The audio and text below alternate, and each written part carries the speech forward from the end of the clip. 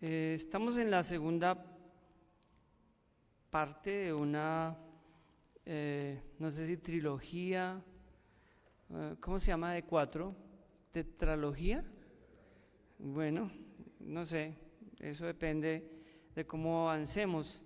Pero por lo menos este es el segundo encuentro, el segundo momento de un tema que ha surgido de la confianza, ¿no? Entonces hemos pensado, hemos dialogado sobre hay que confiar en Dios. Pero la pregunta es, bueno, ¿en cuál Dios? ¿Cuál Dios? ¿Hay un solo Dios o hay muchos dioses? Y más complicado, cuando vamos a la Biblia y uno quisiera encontrar a un Dios, ¿no? A un solo Dios. Y claro, aquí los teólogos y las personas que han estado por muchos años estudiando la Biblia, leyéndola, incluso hasta predicándola, pues podrían entrar en controversia conmigo cuando yo les digo que no hay un solo Dios en la Biblia, en el sentido de que nos cuesta encontrar unicidad en el Dios, por lo menos del Antiguo y del Nuevo Testamento, pero incluso en el Antiguo Testamento uno encuentra un Dios a veces más evangélico que en otros momentos. Es un poco contradictorio el asunto. Y yo creo que un filósofo y teólogo francés que muchos de ustedes no conocen, porque no es tan conocido aquí en América Latina, se llama Jean-Luc Marion, así, Marion, Jean-Luc Marion. Y ese señor tiene una tesis teológica que me parece muy interesante para efectos de nuestra reunión, de nuestro sermón. Y es que él dice que la Biblia no es un libro de teología. O sea, que el gran problema de nosotros, de toda la cristiandad, en toda la historia, es que ha puesto a la Biblia como un libro donde se habla de Dios en ese sentido de teología. Y él cree que no es de teología. Él cree que la Biblia es un libro de antropología. Es un libro de la historia humana y de esa historia humana en perspectiva de su teología. Eso es otra cosa. Y estoy totalmente de acuerdo con él. Es decir, lo que está diciendo él es que claramente nosotros encontramos a seres humanos hablando de su teología, es decir, de su Dios. Por eso nos cuesta montones, y por eso en la confesión dijimos que a partir de esas lecturas, de esas narrativas, de esas teologías humanas, surgen movimientos, sectas, movimientos religiosos, religiones mismas, pues porque es así como ven a ese Dios. Esa es una teología que surge de una particular antropología. Es decir, un hombre haciendo teología y creando o pensando que el Dios al que adora, al que bendice, al que sirve, es ese. Pues bueno, las religiones comparadas nos enseñarán y nos recordarán pues que hay muchos dioses y hay muchas visiones y versiones de Dios. Repito, el problema, como dijimos el domingo pasado, no tiene que ver con Dios, es con nosotros, por eso volvemos al mismo punto. Porque para algunas comunidades indígenas en Latinoamérica, en Europa, en Asia, el Dios en el que ellos creían necesitaba sangre humana para poder satisfacer sus necesidades, las necesidades de su pueblo. Y cuando había crisis y dificultades, era claro en la teología de esos pueblos que había que entregar a una doncella o a un bebé para aplacar o para recibir la bendición del Dios en el que creían. ¿A ustedes les parece muy extraño eso? No, pues no, ustedes han estado en la universidad, en el colegio. Entonces imagínense una comunidad como esta en otra parte con una teología particular, en el que digamos se oscureció el cielo y estamos muy nerviosos porque algo malo va a pasar y estamos a punto de recibir la cosecha, de cosechar lo que sembramos, y no puede en este momento llover, pero estamos esperando que el día no se oscurezca más, y entonces hay una reunión urgente porque el pastor o el líder o el gurú dijo: Dios por algo se enojó. Estoy hablando de una cosa de la vida real. Por algo Dios se enojó con nosotros. Es necesario ofrendarle. Y adivinen qué es lo mejor en esa teología que recibe nuestro Dios. Entonces miramos acá, no, esta está muy ya grandecita, no, él es el pianista, lo necesitamos, no, tampoco, ya, sí, no hay nada que hacer. Gabriel, lo siento, caballero, lo más puro, lo más santito, lo más lindo, lo mejor que merece nuestro Dios. Entonces Gabriel será sacrificado como ofrenda a nuestro Dios para que Dios no nos mande la lluvia y nos bendiga la cosecha. Pues una familia pues entrega a su hijo y claro, todos aplauden porque son una familia muy creyente, ¿no? Y ya. Ustedes dicen: ay, pastor, ¿pastor qué? Eso pasó por muchísimos años y sigue pasando, aunque usted no lo crea. En la historia, en la Biblia está eso. ¿Ya? Entonces, quiero que ustedes vean una cosa muy puntual, porque es importantísimo que usted y yo, por lo menos de aquí, de este culto, de hoy, ustedes salgan con una conclusión importante, que nos la dice la Biblia, y es que claramente no hay un Dios, no hay un solo Dios. Creemos en un solo Dios, sabemos que hay un solo Dios, pero los relatos bíblicos nos muestran a dioses diferentes porque hay teologías diferentes, maneras de pensar de ese Dios diferentes. ¿Se acuerdan que estuvimos hablando de Asiria? El domingo pasado, los que vinieron, ¿no se acuerdan? ¿Se acuerdan que Asiria fue protagonista y el rey de Asiria les pregunta: venga, ¿qué va a hacer su Dios? A ver, yo soy aquí el rey. A ver, ¿va a defenderlos a ustedes? Venga, saquen a ese Dios, sáquenlo. Y eso fue una humillación espantosa, porque él está diciendo: es su Jehová si los va a librar de esto. Un imperio absolutamente despiadado, confrontando y retando la teología y al Dios de los israelitas.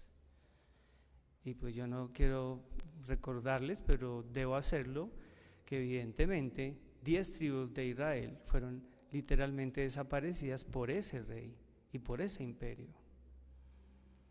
¿Dónde está la teología? ¿Dónde está el concepto de Dios de toda esa gente? Ahora volvemos con Asiria.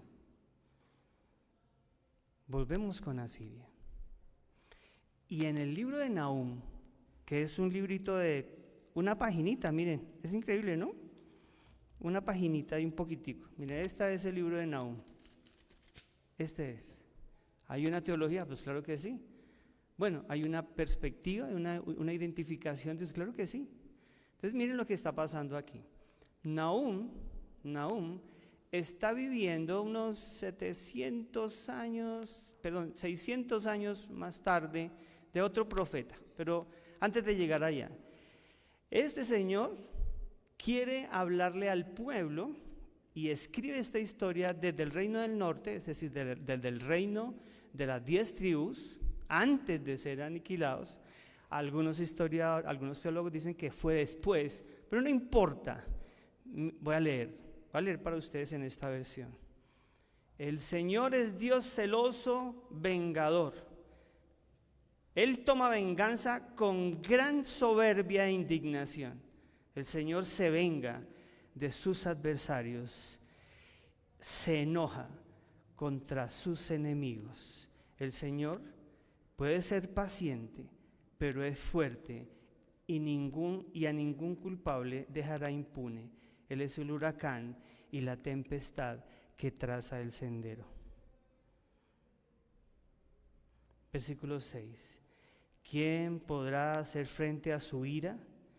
¿Quién podrá resistir el ardor de su enojo? Su indignación se derrama como fuego, las rocas quedan desmenuzadas ante la ira de Dios. Versículo 8. Mas como una inundación arrolladora destruirá la tierra de los adversarios y a sus enemigos sumirá en las tinieblas.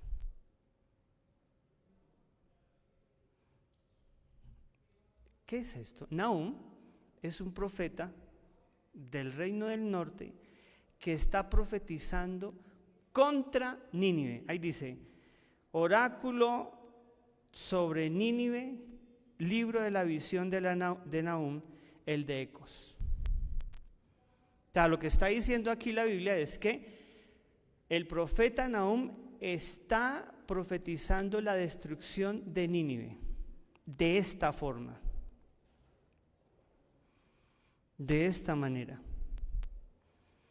Ahora bien, pues ustedes dirán y preguntarán, sí, pastor, pero ¿cuál es el punto? No, pues el punto para mí, no sé si para ustedes, es que hay una descripción de Dios en Nahum. Y yo lo anoté. Ustedes saben que yo poco anoto, pero es que lo quise anotar pues solamente para que no se me olvidara. Yo lo puedo tener porque se lo tiene en su Biblia. Pero miren, por lo menos 4 cosas es Dios aquí, en este texto. Son las características de Dios. Es celoso. Es celoso. Los celos son un sentimiento feo. Pero es Dios. No. Los celos es un sentimiento feo, aunque sea de Dios, que es un sentimiento egoísta, el que dice, a mí solamente me sirvió usted, y si usted no me sirve a mí, me pongo babo, muy bravo.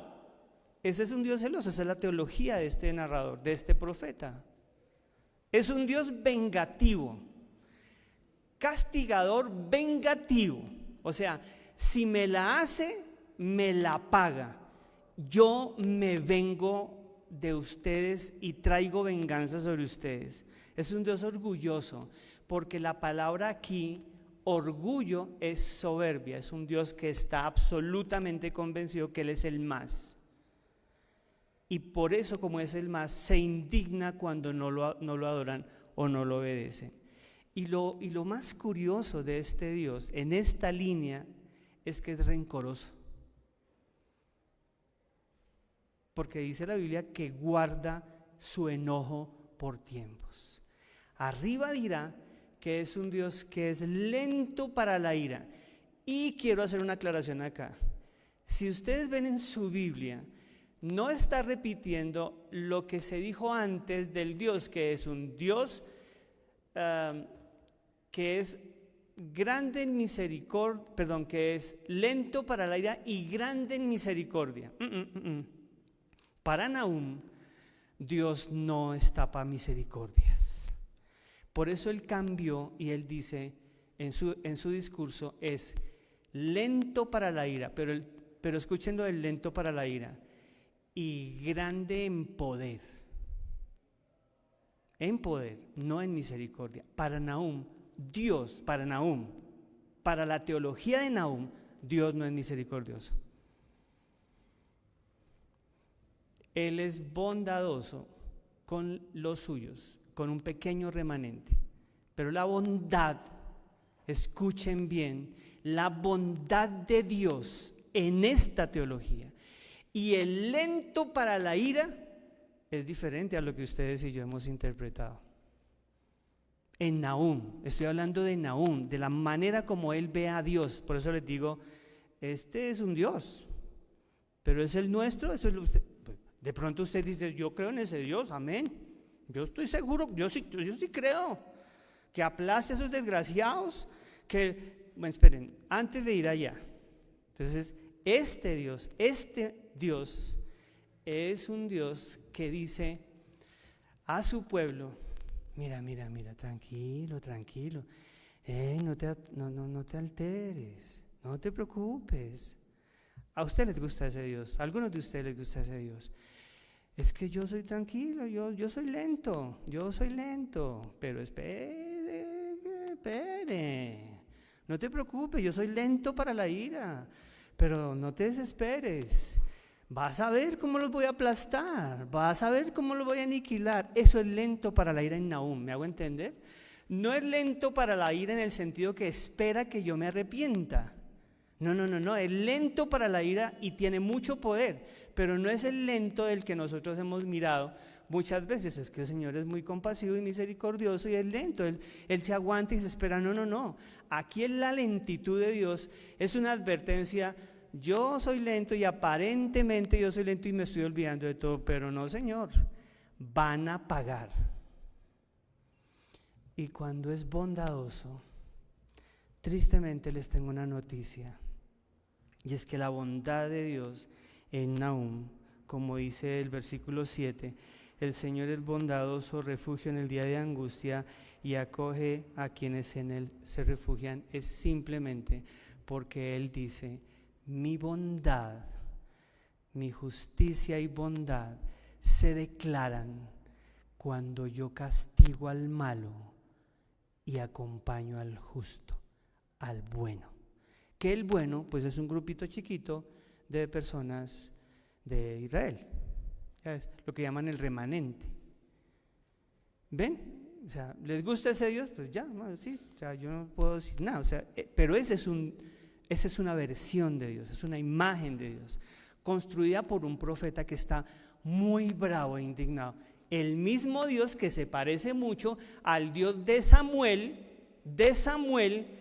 que evidentemente creyó que podía matar a Amalek y hacer el genocidio más curioso y aceptado por los evangélicos, por lo menos en el tiempo bíblico, ¿no? Porque hay otros genocidios que se están también avalando, pero en donde se acaba con todo ser vivo, incluidos fetos, mujeres, o sea, niños en gestación, bebés en gestación. Había que matarlos, porque ese Dios tenía que acabar con Amalek. ¿Ven que es un Dios parecido al de ese Dios lo encontramos, y usted lo puede encontrar en el Antiguo Testamento, incluso en el Nuevo, en varios momentos. Pero déjenme, porque tengo que correr acá, el tiempo se me va. 120, 130 años, la fecha no es exacta, pero más de 100 años, vamos a poner 130 años antes. Ya, cuando por eso dicen, cuando Nahum está anunciando esto, ya pasó y Asiria ya cayó. Es posible. Y es posible que toda la destrucción de Asiria que hizo Babilonia, porque Babilonia acabó con Asiria, estaba diciendo este profeta: este es el cumplimiento de lo que Dios iba a hacer con ellos. Pero tengo un gran problema, hermanos, tengo un grandísimo problema, y ustedes lo deben tener también conmigo cuando lo sepan. Y es que hay un profeta que unos años antes ha profetizado sobre Nínive, y Dios lo ha mandado a anunciarle a Nínive que por favor se arrepienta. ¿Cómo se llama ese profeta? Jonás, claro que sí. Jonás está aquí, cerquitica a su Biblia. Si quieren, mírenlo rapidito, yo solamente es para que ustedes vean, porque es sobre el mismo imperio, es el mismo Dios que habla a un profeta dentro de la misma dinámica en la Biblia, el Antiguo Testamento. Pero esto es una cosa muy rara, porque Jonás tiene un concepto de Dios desde antes. Y él dice: ¿yo para qué voy por allá? ¿Para qué? Dios es, y él quería que destrozaran a Nínive. No lo va a hacer. Ese se arrepiente. Entonces me manda a predicar. ¿Para qué? Yo no voy por allá. Ya saben todo lo que pasó con Jonás. Ahora bien, solamente quiero leer el diálogo que tiene Jonás con Dios.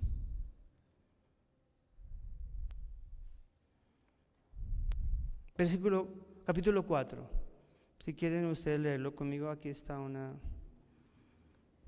texto. Ojo, ya saben, Jonás no fue, después, estuvo en un gran pez y la parábola o la narrativa dice que lo dejó en Nínive y él empezó a predicar.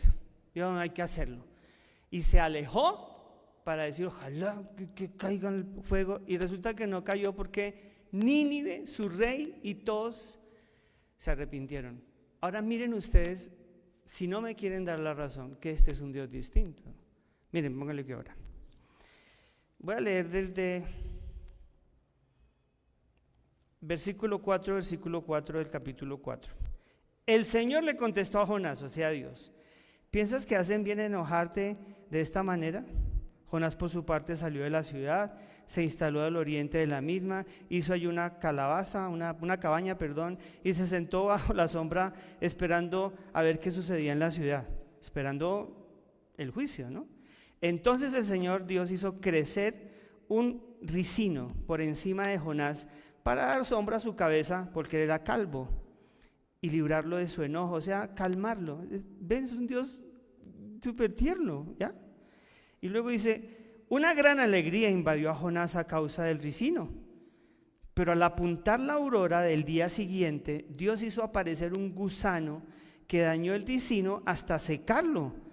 Luego que dañó el ricino hasta secarlo, Dios hizo soplar un viento tórrido del oriente, al tiempo de que el sol desde lo alto abrazaba la cabeza de la calva de Jonás. Ese se sintió desfallecer y deseó la muerte, diciendo, mejor me hubiera sido morir que vivir. A lo que Dios le replicó, Jonás, ¿piensas que haces bien en enojarte al desear tu muerte? Y respondió Jonás, le dijo, sí, Señor. Tú te lamentas, dice Dios, tú te lamentas por un ricino en cuyo crecimiento no has invertido nada, que en una noche creció y al siguiente día se secó. Y le pregunta a Dios, ¿no voy yo a compadecerme de Nínive, esa gran ciudad en la que viven más de 120,000 niños y en la que hay muchos animales? ¿Les parece que es un poquito distinto? Ay, hermanos, no se hagan. Pues claro que sí. Son dos teologías totalmente diferentes. Y aquí existe eso, en esta iglesia existe eso, estoy seguro. Por eso hay que preguntarnos en cuál Dios creemos nosotros. ¿Cuál es el Dios que seguimos y que adoramos? Que aparentemente es el mismo Dios, y es posible que al final, por eso les dije, aquí hay personas que si le rezan el Señor les contesta, es que no es problema con Dios, somos nosotros, es la manera como queremos relacionarnos con Él y como creemos de Él. Nahum creía que Dios era celoso, vengador, rencoroso, amargado, soberbio. Jonás, el escritor de Jonás, creía que era un Dios amoroso, tierno, compasivo, misericordioso, perdonador, dulce, amoroso, consentidor. No me vengan a decir que es el mismo Dios, pero por supuesto que no. Por eso necesitamos saber qué hacemos, porque usted, bueno, entonces ¿qué, pastor? ¿Votamos a Jonás o votamos a Nahum? ¿Qué hacemos? Usted dice, pero ¿cómo hacemos si está en la Biblia? No, pero cálmense, hermanos. Es que usted y yo no somos judíos. Por eso para muchos judíos, no para todos, pues que se mate, que se agreda, que se vengue, no importa, eso es parte, mira, ahí está en la Biblia. Sí, pero es que nosotros somos cristianos evangélicos, ¿ya? Y el Dios que nosotros tenemos y en el que debemos creer, seguir, confesar y anunciar es el Dios que nos enseñó Jesús de Nazaret. Por eso cantamos. Esperen.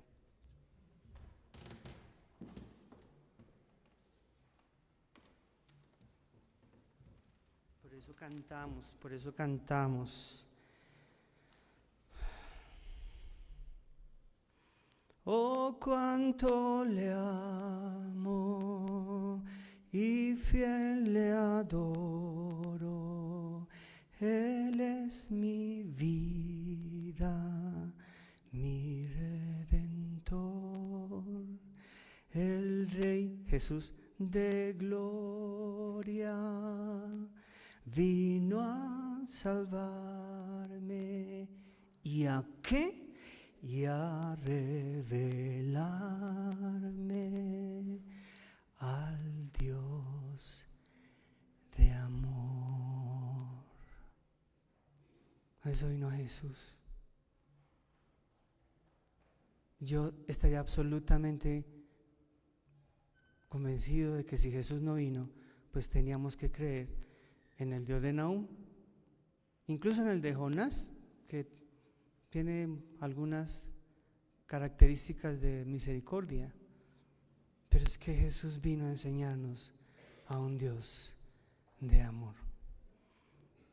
Por eso leímos capítulo 4 de Primera de Juan, cuando el mejor, sino el más cercano de sus discípulos, que escuchó a Jesús en viva voz y participó con él, dijo claramente: Dios es amor. Por eso el escritor de Hebreos, queriendo hacer algún tipo de equilibrio con el Antiguo Testamento, dijo: sí, pero también es fuego consumidor. Y el Señor Juan dijo: no, Dios es amor, es perfecto amor. No existe la posibilidad de que en el perfecto amor haya castigo, haya hazaña, haya venganza, haya amargura, haya dolor. El perfecto amor, de hecho, expulsa cualquier miedo y cualquier sentimiento malsano, y nuestro Dios es perfecto amor. ¿Ven que estamos hablando de dioses distintos? Por lo menos de teologías distintas. Y Dios está allá en el cielo intentando decirnos: no crean eso de mí. Para eso les mandé a mi Hijo. Para eso les mandé a mi Hijo. Para que les enseñara cómo soy yo, porque estaban confundiendo y mucha gente les enseñó lo que yo no soy. Y usted dice: ¿en serio, pastor? ¿En serio que sí? Por Dios, claro que sí. Los judíos estaban acostumbrados por su Talmud, estaban acostumbrados a que el enemigo que les atacara, ellos tenían que vengarse. Y Jesús vino a decirle a esos judíos, y a usted y a mí, por Dios, hermanos, a tus enemigos tú los amas, a los que te maldices tú los bendices. Y el Dios de amor que vine a revelar te dice que debes amarte con todos, incluso con tus enemigos. Orar por los que os ultrajan, violan, violan, agreden o maldicen. Orar por ellos. El Dios que enseñó a Jesús es un Dios que no castiga ni se venga. Es un Dios que no acaba con imperios a punta de fuerza, sangre, violencia, revoluciones. Es un Dios que acompaña en amor y nos invita a amar. Ese es el Dios que enseñó a Jesús.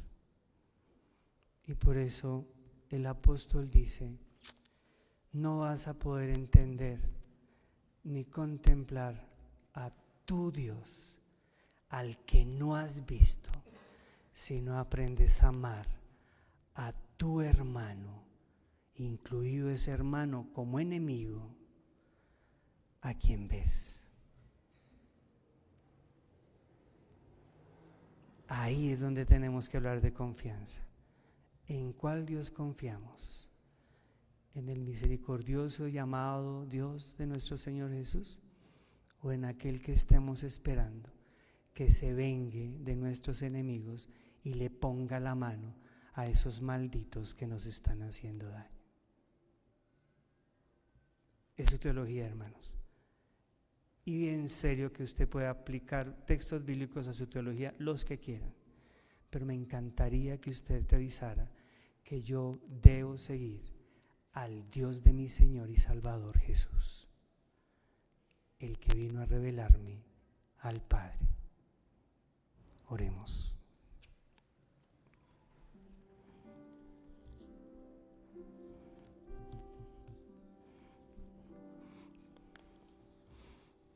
Tal vez, Señor, por mucho tiempo hemos estado pensando, confiando y creyendo en un Dios que no necesariamente eres tú o es como creemos que eres. Por eso necesitamos regresar a tu palabra y sobre todo regresar al Evangelio y hablar contigo, Señor. Cuando no somos capaces de perdonar, de amar incluso a nuestro enemigo, cuando estamos a la espera de la venganza y del juicio tuyo aquí y en otra parte y en otro tiempo, entonces no hemos leído el Evangelio y no hemos escuchado al Maestro, nuestro hermano mayor y Salvador. Él dijo claramente que podría orar al Padre para que sus ángeles lo libraran y lo llevaran a otra parte y lo libraran de la muerte. Ese Dios de amor y de misericordia que entrega su ser, su mensaje, para que nosotros de verdad conozcamos quién eres,